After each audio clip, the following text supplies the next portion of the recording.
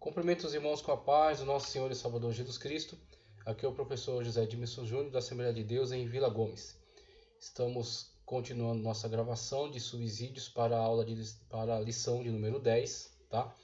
De 9 de junho, lição de número 10, de 9 de junho de 2024, que será Dia do Pastor, ok?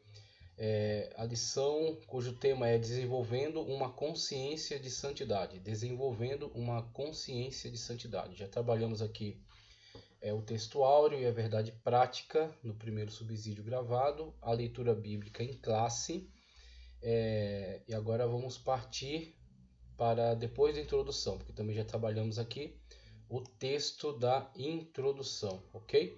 Então vamos para o primeiro tópico e subtópico, a perspectiva bíblica da santificação. A perspectiva bíblica da santificação. Então o texto que está em tela nos diz o seguinte: santificação no Antigo Testamento. Então a terminologia aplicada, tá certo, ao tema da santificação no Antigo Testamento. Então é importante sempre a consulta do léxico, para que você possa ter acesso a essas terminologias conforme são empregadas no original e você possa assim ter um entendimento melhor, buscando sempre a intenção do autor. Então a forma como esse termo é empregado, o campo semântico que é correspondente a ele, para que você possa entender dentro do contexto qual é a melhor tradução a se optar. Então com isso você consegue falar acerca do tema com mais propriedade, com mais segurança, ok? Para que você possa conduzir os alunos ao entendimento bíblico do tema, não aquilo que você acha,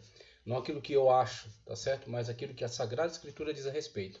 Então por isso que é importante consultar o hebraico do Antigo Testamento e o grego do Novo Testamento, tá? Em algumas situações até o aramaico, né, para o Antigo Testamento. Então o subtópico santificação no Antigo Testamento, do hebraico Kodesh, santidade, é um substantivo masculino que significa sacralidade, posto à parte, que pode se referir a Deus, aos lugares, coisas, algo à parte, separado. A palavra deriva da raiz verbal hebraica kadosh, que traz a ideia de consagrar, santificar, preparar, dedicar, ser consagrado, ser santo, ser santificado, ser separado. Nesse sentido, a palavra Kodesh aparece cerca de 469 vezes no Antigo Testamento como santidade. Cita Êxodo 15:11, coisa santa, Números 4:15, santuário, Êxodo 36:4, outro sim, o adjetivo kadosh, muito presente no Pentateuco, os primeiros livros da Bíblia, os primeiros 5 livros escritos por Moisés, traz a ideia de um dia, uma pessoa ou uma nação inteiramente consagrado, separado, santificado a Deus. Gênesis 2:3, Êxodo 19:6 são as referências apontadas aí para essa última referência. E isso está casando de uma forma muito perfeita, está de uma forma bastante ligada com aquilo que já vimos trazido no primeiro subsídio, com relação a um entendimento melhor sobre ser santo, sobre se santificar, ou ser santificado por Cristo Jesus por meio da sua obra realizada na cruz do Calvário.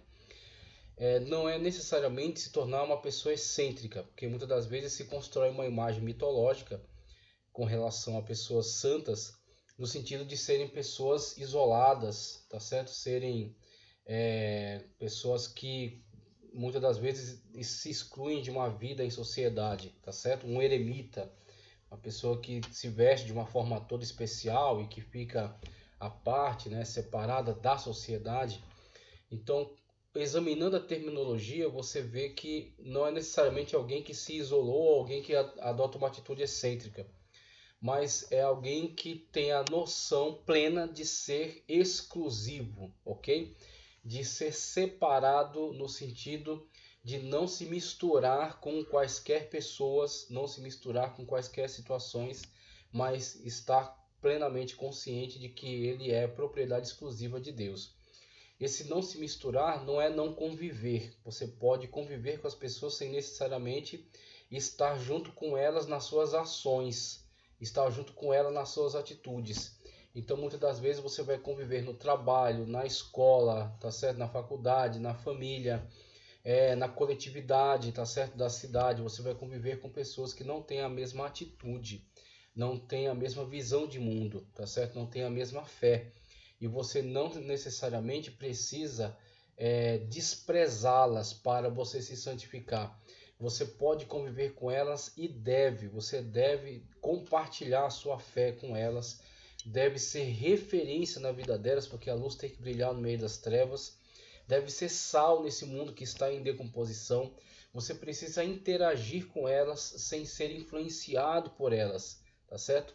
Não vos conformeis com o mundo, como diz o apóstolo na Sagrada Escritura, mas é para nós nos revestirmos e para nós nos renovarmos no Espírito Santo de Deus. Então, isso deixa muito claro para nós que é imprescindível a aproximação, como o Senhor Jesus Cristo fez ao longo de todo o seu ministério, não evitando quaisquer tipo de pessoas, mas se aproximando delas, interagindo com elas, mesmo elas estando em situações de grande degradação moral e física, mas o Senhor Jesus não excluiu essas pessoas do seu convívio. Ele foi até elas e influenciou positivamente a vida delas, trazendo cura, restauração, salvação, mudança de comportamento. Então, eis aí uma pessoa que é santa, é consagrada para Deus, ele anda conforme a vontade soberana de Deus para a sua vida. Ele se guia nesse mundo, se pauta nesse mundo sem ser influenciado pelos seus males, mesmo o mundo estando jazendo no maligno, mas ele está firme na sua fé em Cristo Jesus e é propriedade exclusiva de Deus. O selo de Deus está sobre ele e o selo que está sobre ele é o Espírito Santo de Deus. O Espírito Santo de Deus habita em nós, nós somos templo e morada do Espírito Santo de Deus. E ele nos move como moveu Cristo para o deserto, como capacitou Cristo para a obra. Ele também nos move a interagir com as pessoas e comunicar a elas algo de Deus para a vida delas. Então, eis aí a pessoa que é santa, é propriedade exclusiva de Deus, não é influenciada pelo mundo e, pelo contrário, influencia positivamente o mundo para comunicar-lhes alguma coisa de Deus que esteja na sua vida. Esse é Kadosh, esse é santo, esse é consagrado, esse é separado para Deus, tá certo? O subtópico 2 no Novo Testamento, o verbo grego hagiadzo,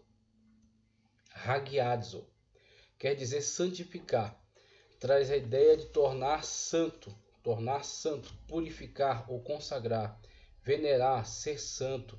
Esse termo abrange o sentido de o crente tornar-se puro, de modo a estar purificado e santificado por obra graciosa do Espírito Santo. 1 Coríntios 6:11. Nesse sentido, no Novo Testamento, a santidade operada na vida do crente é uma obra autêntica do alto. Efésios 5:26 e 1 Tessalonicenses 5:23.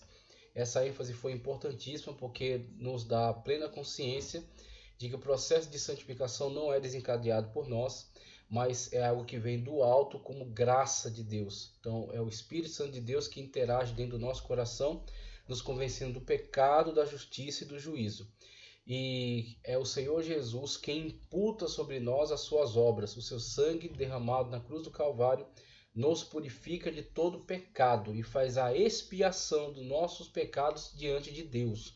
Então, diante de Deus, nós somos tidos agora como santificados por causa do sangue derramado de Cristo Jesus. As obras de Cristo Jesus são imputadas a nós como forma de justificação. Nós fomos justificados diante de Deus por causa das obras de Cristo Jesus.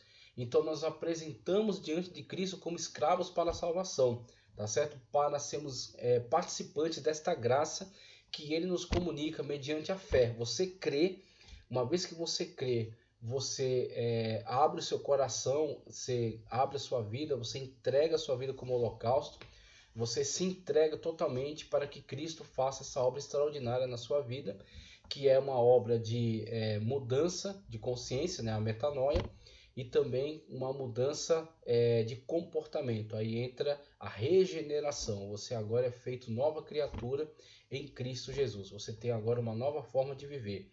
Uma forma de viver pautada pela obra que Cristo realizou dentro de você. O perdão divino, a reconciliação com Deus, a comunhão com Deus, a presença do Espírito Santo de Deus sobre a sua vida, que agora capacita você a viver de uma outra maneira, andar conforme a lei do Espírito.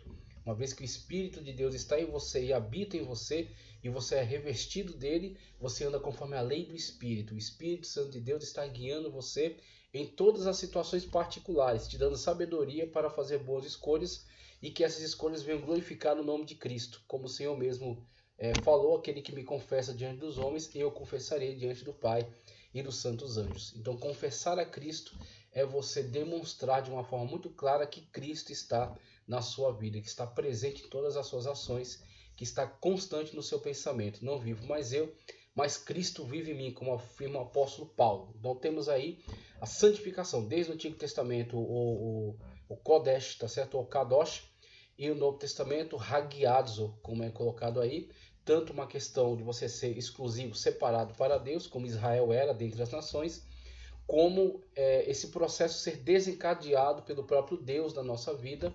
Temos aí o convencimento do Espírito Santo e o sangue de Cristo Jesus como purificador dos nossos pecados, nos estabelecendo agora numa comunhão íntima com Deus, com o Pai.